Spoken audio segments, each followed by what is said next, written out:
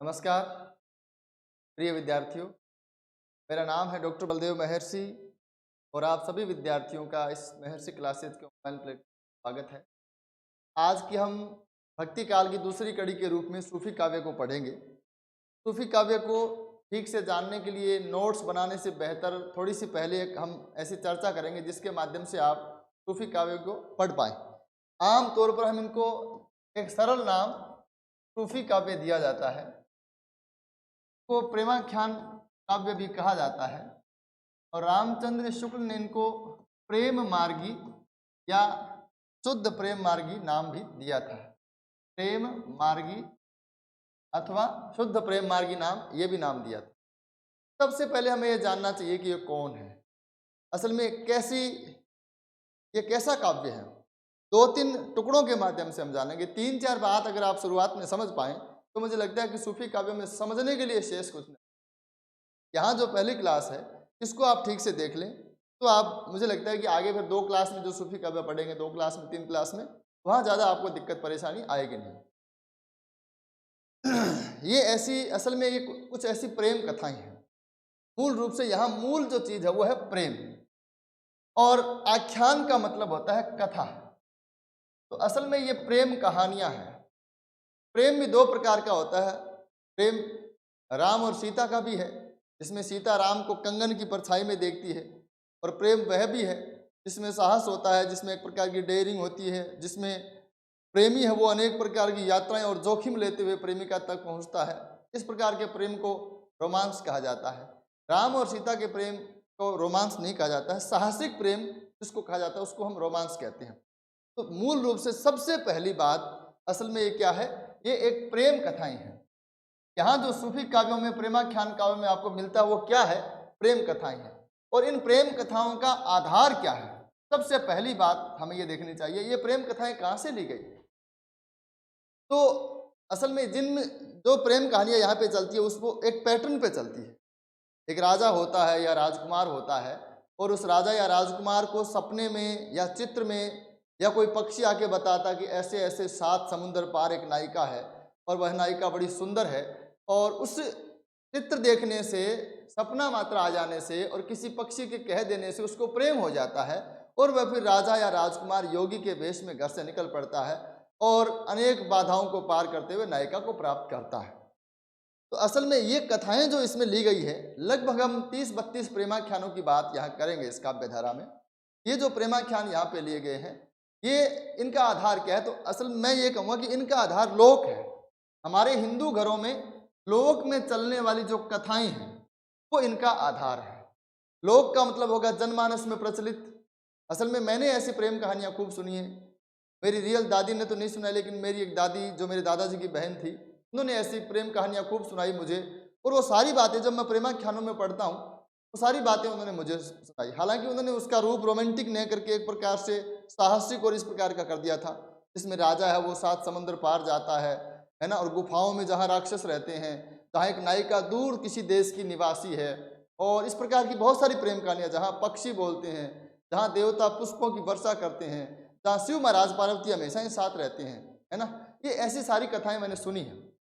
तो असल में ये जो प्रेमाख्यान, ये जो हमारी भक्ति काल की दूसरी कड़ी है, इसमें जो कथाएं मिलती है इनका आधार हिंदू घरों में चलने वाली लोक कथाएं। कभी कभी इतिहास का मेल भी इसमें हो गया है, कभी कभी ऐतिहासिक चरित्र इसमें आ गए हैं, जैसे रतन सेन पद्मावती हैं, और भी 2-4 मिलेंगे आपको। लेकिन एक बात यह है कि इतिहास चरित्र मिल जाने से ऐसा नहीं माना जाना चाहिए कि ये ऐतिहासिक काव्य है। ये बिल्कुल ऐतिहासिक काव्य नहीं है। असल में इसमें ऐतिहासिक चरित्रों को लेते हुए भी बाहरी कल्पनाएं की गई हैं, और ऐसी कल्पना किए जाने के कारण इतिहास से इनका संबंध नहीं जोड़ा जा सकता। इसलिए ये लोक मुख्यतः ये लोकाश्रय में, एक लाइन ऐसी भी मैं कहीं लिखाऊंगा आपको, मैंने ऐसा पढ़ा है कि भारतीय प्रेमाख्यान काव्य लोकाश्रय में फला फूला। आश्रय 3 प्रकार के माने गए हैं काव्य की, लोकाश्रय, राज्याश्रय और धर्माश्रय। तो भारतीय प्रेमाख्यान काव्य लोकाश्रय में फला फूला, ये ध्यान रखने की बात है। ये यहीं से बात लागू हो जाती है कि इसका आधार क्या है, लोक है। एक बात ये हमने देख ली कि जब इस प्रकार के ये काव्य है तो इसमें मुख्य कोई एक ऐसा चरित्र होता है जिसका वर्णन इसमें किया जाता है, कोई एक नायक होता है। इसलिए ऐसे काव्य इतिहास में चरित्र काव्य कहे जाते रहे हैं, और चरित काव्य होने के कारण ये क्या है, प्रबंध काव्य है, जिसमें कथा है, जिसमें एक नायक है, नायक की कहानी है, अनेक प्रकार के रंग है, जीवन के अनेक पड़ाव हैं, इसलिए प्रबंध काव्य कहलाते हैं। तो ये एक बात हो गई। ये असल में है प्रेम कथाएं, और प्रेम कथाओं का आधार है भारतीय लोक, कहीं कहीं इतिहास का थोड़ा सा मिश्रण है, और ऐसे नायकों के ये चरित काव्य हैं, इसलिए ये प्रबंध काव्य है। दूसरी बात आती है भाषा की। इनकी भाषा क्या है? मुख्यतः इनकी भाषा अवधी है, और अवधि के साथ साथ कुछ प्रेमाख्यान ब्रज में और कुछ प्रेमाख्यान राजस्थानी में भी मिलती हैं। असल में हमें ढोला मारुआ दूह को भी, ढोला मारुआ दूह उसको भी इस परंपरा में शामिल कर सकते हैं, बहुत सारे इतिहासकार शामिल करते हैं। हजारी प्रसाद द्विवेदी ने जब प्रेमाख्यानों की परंपरा दी है, वहाँ ढोला मारुआ दूह की वही बात की। तो ये हम कह सकते हैं कि बहुत सारे ऐसे प्रेमाख्यान, और जो हम अब लिखेंगे अभी, इसमें भी कुछ राजस्थानी के मिलती हैं। तो ये भाषा इनकी अवधी ब्रज राजस्थानी रही है। मुख्य भाषा इनकी कौन सी मानी जाती है? अवधी मानी जाती है। ठीक है। उसके बाद में बात करें शैली या काव्य रूप, ये बहुत महत्वपूर्ण है इनके लिए। आमतौर पर यहाँ चौपाई और दोहा शैली का प्रयोग किया गया है, जिसको उल्टा बोला जाता है दोहा चौपाई शैली।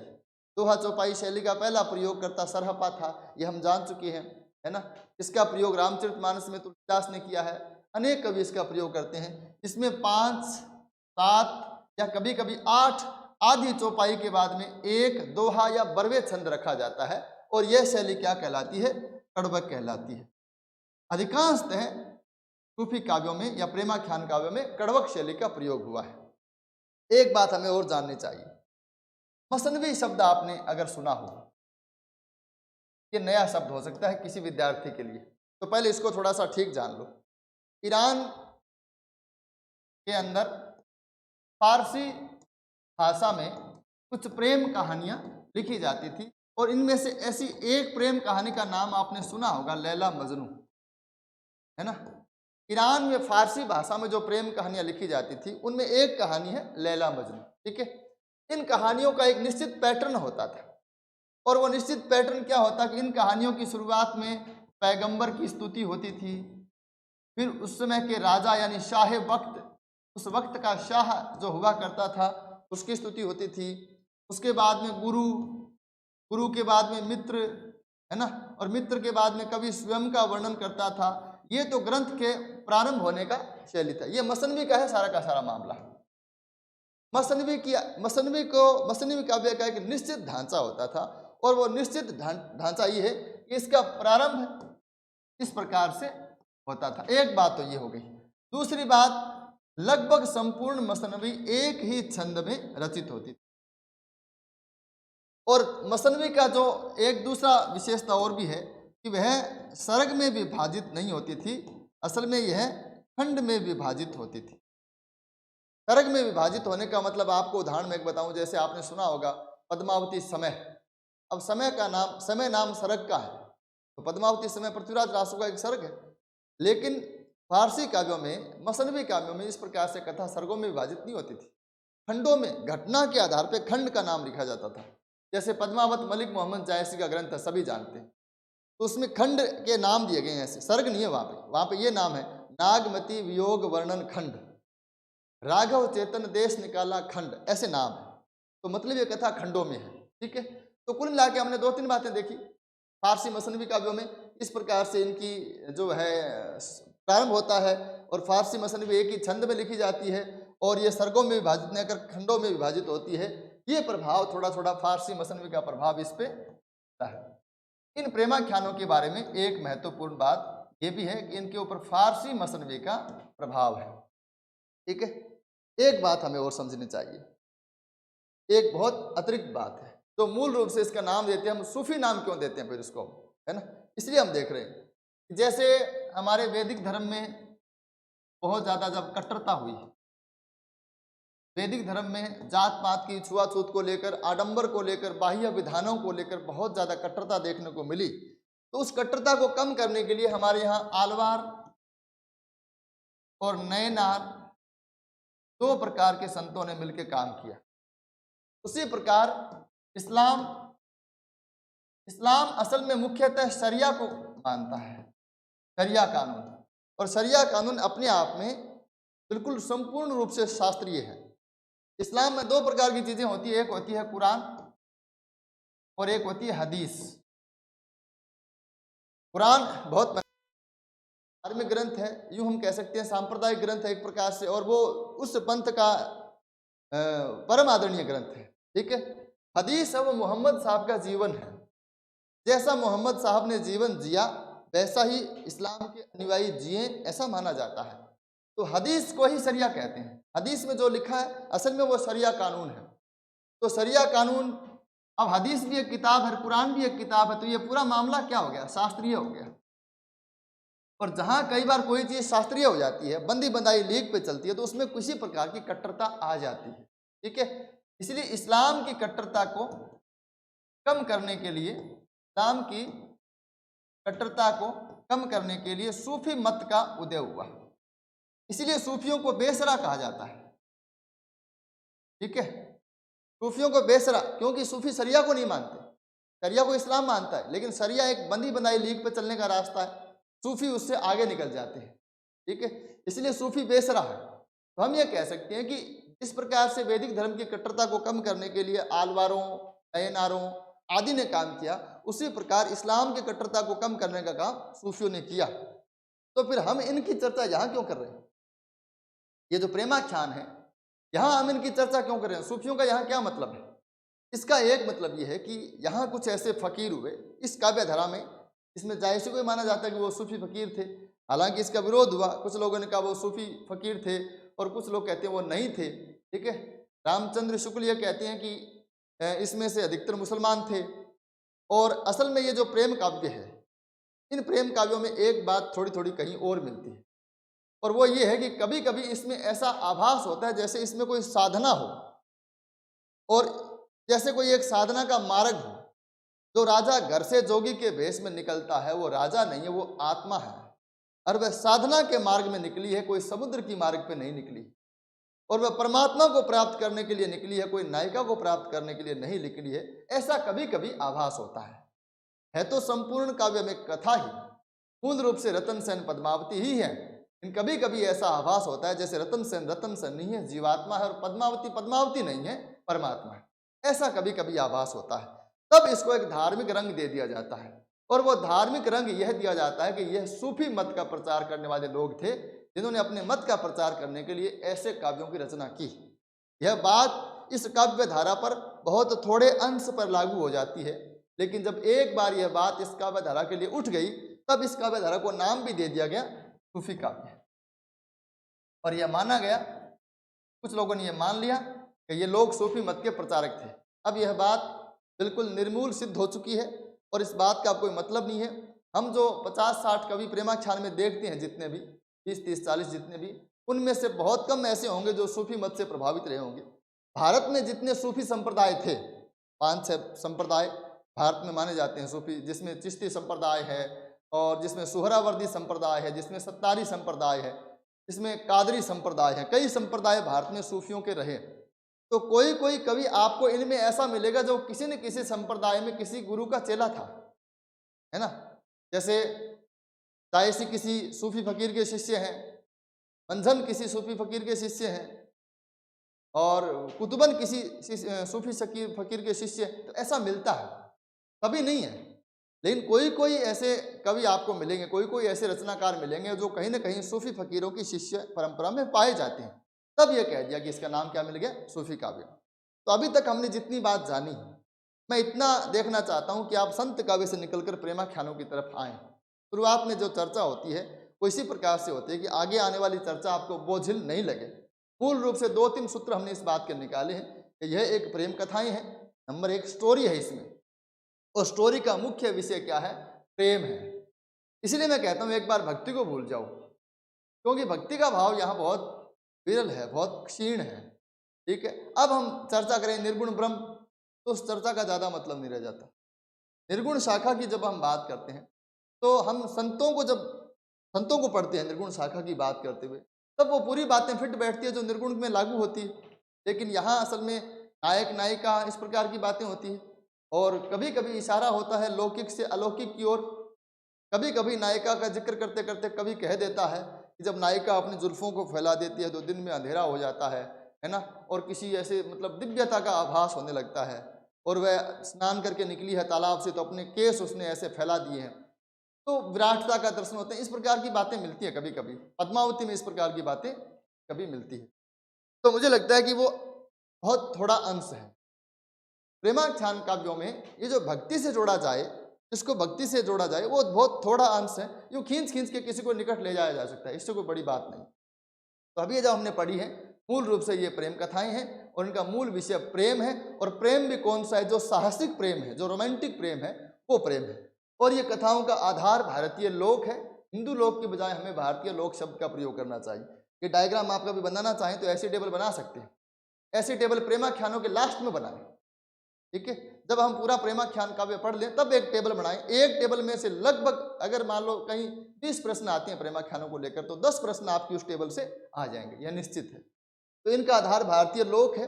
कभी कभी ऐतिहासिक पात्र इसमें मिलते हैं, लेकिन उनमें भी कल्पना का मिश्रण है। यह चरित्र काव्य है, यह प्रबंध काव्य है। इनकी भाषा की बात करें तो मुख्यतः अवधि ब्रज और राजस्थानी भाषा का प्रयोग हुआ है। और इनकी शैली वो दोहा चौपाई शैली आमतौर पर 99%, ठीक है। दोहा चौपाई शैली, जिसमें कभी कभी 5 आधी चौपाई, हमने समझा था एक शब्द को, अगर आपको याद हो तो, अर्धाली। पीछे का याद जब तक नहीं करोगे आप पाठों को, है ना। अर्धाली का मतलब आधा, तो 5, 7 या 8 आधी चौपाई के बाद में एक दोहा या बरवे छंद रखा जाना, जिससे क्या कहते हैं? कड़वक कहते हैं। फारसी मसनवी एक ढांचा है, एक ईरान का ढांचा है, ईरान का काव्य रूप है मसनवी। उसका कुछ प्रभाव हमारे यहाँ देखने को मिलता है। इसकी चर्चा हम आगे भी करेंगे। और इनको सूफी काव्य भी कहा जाता है, जो सूफी मत से कुछ कवि प्रभावित होने के कारण ऐसा कहा जाता है। मुझे लगता है कि हम इसमें थोड़ी सी आगे बात करेंगे। एक तो मैंने बताया था आपको, संत काव्य में आपको एक पंक्ति थोड़ी सी ऐड करनी है, ठीक है। मैं वो लिखवा देता हूँ, आप, मैं बोलता हूँ आप लिखें, है ना। असल में हमने एक चर्चा की थी संत काव्य को लेकर कि संत काव्य का जब अंत होता है तो उसका कारण क्या है कि संत काव्य पब्लिक से, जन से इतना दूर कैसे हो गया, जन में वो प्रभावी नहीं रहा, इतना लोकप्रिय नहीं रहा, इसका कारण क्या था? तो उसके कई कारण हैं। तो हजारी प्रसाद द्विवेदी की एक पंक्ति मुझे लगता है कि वो सारी की सारी बात कह देती है। तो एक पंक्ति मैं लेकर आया हूँ, आप उसको रोक रोक कर लिख सकते हैं।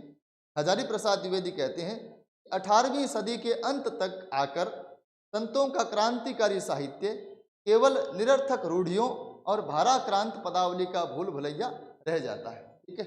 इसको तो मैं कर देता हूँ साफ, जब पीपीटी पढ़ेंगे अपने। वो कहते हैं 18वीं शताब्दी तक, अंत तक आते आते, 18वीं सदी के अंत तक, ठीक है, संतों का क्रांतिकारी साहित्य कभी था, संतों का क्रांतिकारी साहित्य केवल निरर्थक रूढ़ियों, निरर्थक रूढ़ियों और भाराक्रांत पदावली का भूल भुलैया रह जाता है।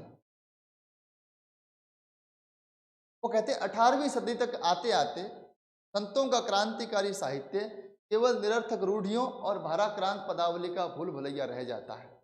और इनकी मुख्य विशेषता हो जाती है गतानुगतिकता। कि हजारी प्रसाद द्विवेदी की पंक्ति,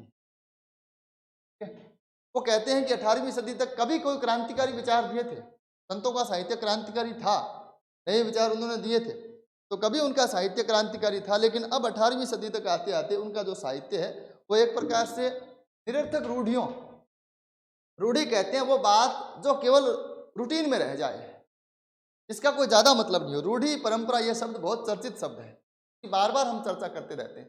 तो मैं बार बार ये कहता हूँ कि रूढ़ी और परंपरा में बहुत सीधा सीधा फर्क है। रूढ़ी मतलब ऐसी रिवाज, ऐसी परंपरा जो अब कोई मतलब की नहीं है, वो खाली रूटीन की है, लोग करते आ रहे हैं इसलिए वो चलती आ रही है ना, उसके पीछे कोई लॉजिक नहीं है। असल में तो वो विकास के मार्ग में बाधक है। लोग उसको करते रहते हैं किसी भय से, किसी लालच से, किसी प्रेरणा से, पता नहीं किसी अंदर की मोटिवेशन से, लेकिन वो उसको करते रहते हैं। लेकिन वो आदमी के विकास में बाधक होती है, साधक नहीं होती, वो रूढ़ी है। तो निरर्थक रूढ़ियाँ जिसका कोई अर्थ नहीं है।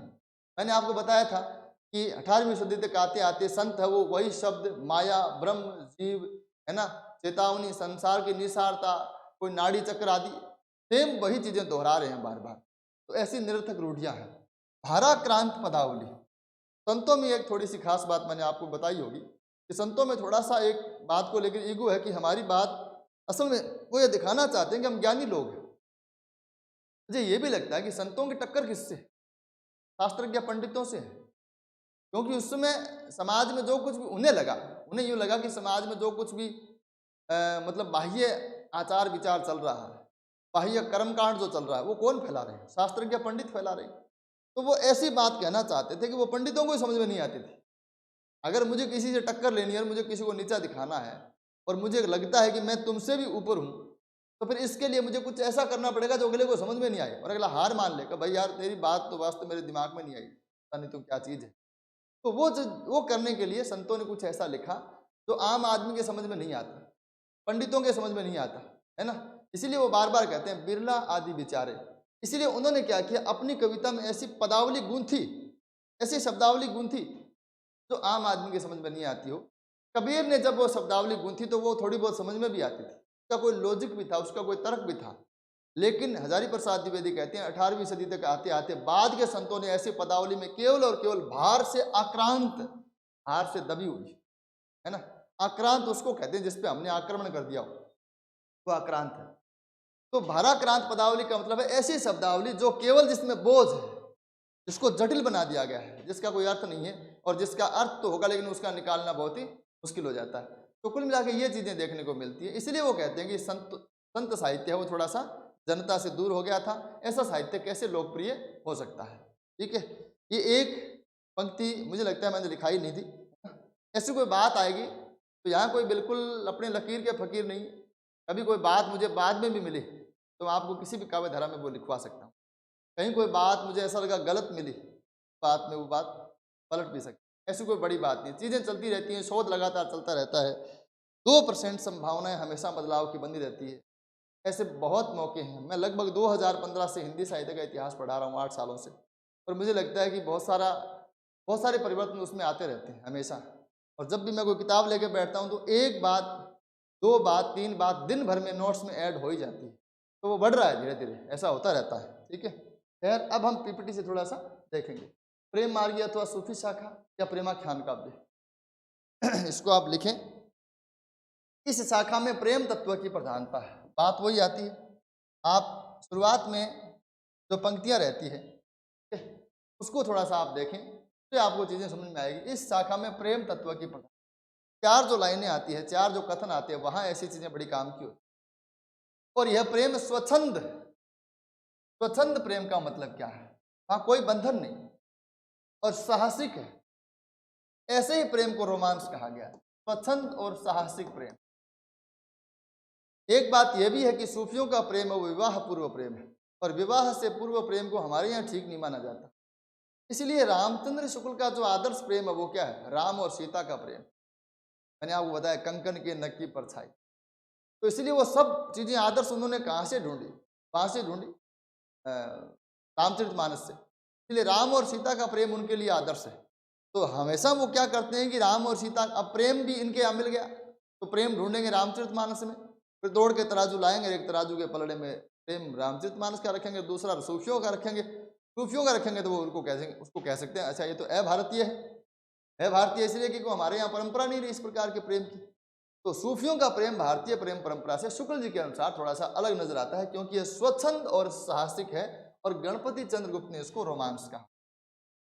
ठीक है, सूफी शब्द की उत्पत्ति सूफ से मानी जाती है। अब इसमें बहुत सारे मत दिए रहते हैं, लेकिन मुझे लगता नहीं है कि ऐसा कोई प्रश्न कभी कभी आता है तो ये शब्द आ सकता है।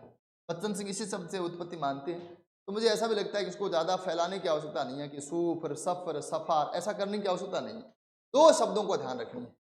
सूफ शब्द के 2 आचरण माने, 2 अर्थ माने गए। एक तो है पवित्र आचरण, है ना, पवित्र आचरण, और ऊन का चोगा। तो ऐसे फकीर लोग जिनका आचरण पवित्र था और वो उनका एक लंबा लबादा पहना करते थे, लंबा चोगा पहना करते थे, इसलिए ऐसे लोगों को सूफी कहा गया। बात यह है कि ऐसे फकीर जिन्होंने शरिया कानून से भी आगे जाकर, शरिया कानून से ऊपर उठकर इस्लाम के बारे में बात की, इस्लाम को जाना समझा, अपने व्यवहार को लेकर वो अलग प्रकार से काम करते रहे, शरिया कानून को मानने वालों का व्यवहार अलग होता है, सूफियों का व्यवहार अलग होता है। ये जो अलग व्यवहार के जो फकीर थे उनका नाम सूफी कैसे पड़ा? उनका नाम सूफी कैसे पड़ा? दो प्रकार की चीजें होनी चाहिए, एक है सूफी मत और एक है सूफी साहित्य। असल में तो ये दोनों अलग अलग चीजें हैं। सूफी मत के बारे में जब हम बात करते हैं तो अलग तरीके से बात होती है ना। और सूफी साहित्य यानी भारतीय प्रेमाख्यान है। एक शब्द ये भी आएगा, अगर आप थोड़ा सा अलर्ट रहे, सावधानी जरूरी है, नहीं तो कई बार दिक्कत हो जाती है। फारसी प्रेमाख्यान ये शब्द भी आता है, यानी ईरान में लिखे गए फारसी प्रेमाख्यान। फिर आता है भारतीय प्रेमाख्यान। भारतीय प्रेमाख्यान का मतलब है भारत में लिखे गए किसी भी भाषा में के प्रेमाख्यान। फिर आते हैं हिंदी प्रेमाख्यान, इसका मतलब है हिंदी में लिखे गए प्रेमाख्यान, और हम पढ़ रहे हैं, हमारा जो मुख्य विषय है वो हिंदी प्रेमाख्यान है। तो इस प्रकार के शब्दों का हम बार बार प्रयोग करेंगे तो आप भ्रमित मत होना। फारसी प्रेमाख्यान, ईरान में लिखे गए फारसी भाषा के प्रेमाख्यान जो मसनवी में लिखे गए। भारतीय प्रेमाख्यान चाहे वो संस्कृत में हो, पाली में हो, प्राकृत में हो, अपभ्रंश में हो, हिंदी में, वो सब भारतीय प्रेमाख्यान कहलाते हैं।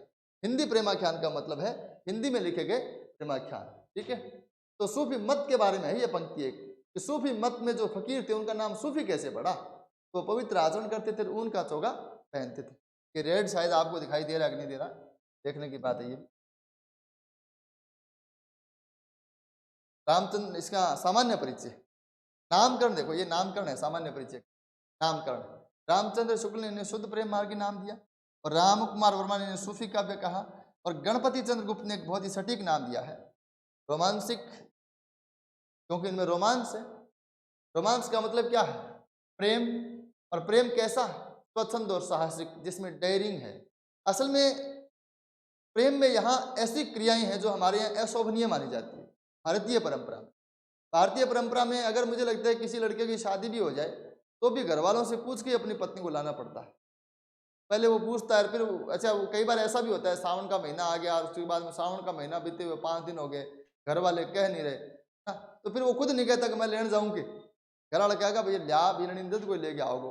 तो यहाँ शादी के बाद में अपनी पत्नी को नहीं लाते। पुराने जमाने में तो ऐसी रिवाज भी थी कि दिन में बतलाता को नहीं आपको रुआई।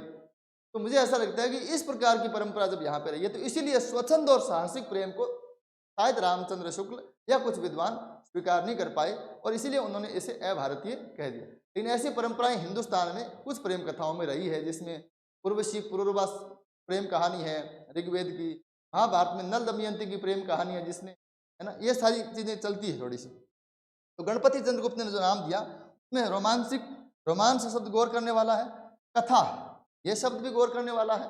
कथा काव्य अपने आप में क्या है? ऐसा काव्य जिसमें कथा है, और कथा काव्य के ऊपर उन्होंने खूब चर्चा करी है, लेकिन मैं वो पूरी चर्चा इसलिए नहीं कर रहा क्योंकि परीक्षोपयोगी नहीं है। कहानी अलग चीज है ना, और काव्य अलग चीज है। यहां उन्होंने तीसरा नाम दिया कथा काव्य, और कथा काव्य शब्द ये सीधा पूछा जा सकता, इतना इतना शब्द है ना, प्रेमाख्यानों को इन्होंने क्या नाम दिया? कथा काव्य कहा। अगर मैं ये कहूं कि भाई ये सारी की सारी हैं क्या, ये इनका ढांचा क्या है, तो कोई कहेगा मसनवी ढांचा है ना, कोई कहेगा प्रबंध ढांचा है। गणपति चंद्र गुप्त इसे नाम देते हैं कथा काव्य। तो इतना नाम भी विशेष रूप से आपको याद रखना है, ये नामकरण है। के बाद में दार्शनिक पृष्ठभूमि। दार्शनिक पृष्ठभूमि की बात करें तो दो प्रकार के मत मिलते हैं मुख्यतः। इसमें एक मत है रामचंद्र शुक्ल और दूसरा मत है गणपति चंद्र गुप्त का। रामचंद्र शुक्ल इसे फारसी मसनवी से प्रभावित मानते हैं, और वो असल में इसे अभारतीय सिद्ध करने का थोड़ा सा प्रयास एक प्रकार से करते हैं। हालांकि उन्होंने पूरी तरह से ऐसा नहीं है, उन्होंने कहा है इसमें भारतीय परंपरा भी मौजूद है। ये ठीक वैसे ही बात है जैसा वो भक्ति काल के उदय के संबंध में कहते हैं कि द्राविड़ से आ रहा ना था भक्ति का जो झरना, उसकी बात उन्होंने की थी। सॉरी। तो मैं ये कह रहा था कि रामचंद्र शुक्ल ने इनके ऊपर फारसी मसनवी का प्रभाव माना, और ऐसी बहुत सी बातें बताई जो प्रेमाख्यानों में है, जिसको लेकर रामचंद्र शुक्ल कहते हैं कि ये परंपरा हमारे यहाँ नहीं थी, ये फलानी परंपरा हमारे यहाँ नहीं थी, ये परंपरा विदेशी है, ऐसी बहुत सारी बातें कही। गणपति चंद्रगुप्त ऐसी बातें सुन के बड़े भावुक हुए और उन्होंने बाकायदा एक एक चीज का उन्होंने जवाब दिया। प्रत्येक एक एक बात को लेकर उन्होंने अपना मत रखा कि किस प्रकार से भारतीय प्रेम आख्यानों में भी ऐसी परंपरा रही है। तो हमें ये देखना चाहिए कि ये दो अलग अलग प्रकार के मत हैं, लेकिन दोनों अपने आप में अतिवादी हैं। एक इस पूरी परंपरा को विदेशी बता रहे हैं और दूसरे उस पूरी परंपरा को भारतीय साबित करने का प्रयास कर रहे हैं। और ये पूरी की पूरी दार्शनिक पृष्ठभूमि का जो एक चैप्टर है वो पूरा एक क्लास में पूरा होगा, इसलिए हम इसको पूरा आगे अगले वीडियो में बनाएंगे, क्योंकि यहाँ डेटा भी खूब है, याद करने के लिए भी काफ़ी चीज़ें हैं और 3-4 मत हैं जिसको लगभग घंटे भर में हम पढ़ेंगे। तो आज की इस क्लास में इतना ही, धन्यवाद, बाकी अगली क्लास में करेंगे।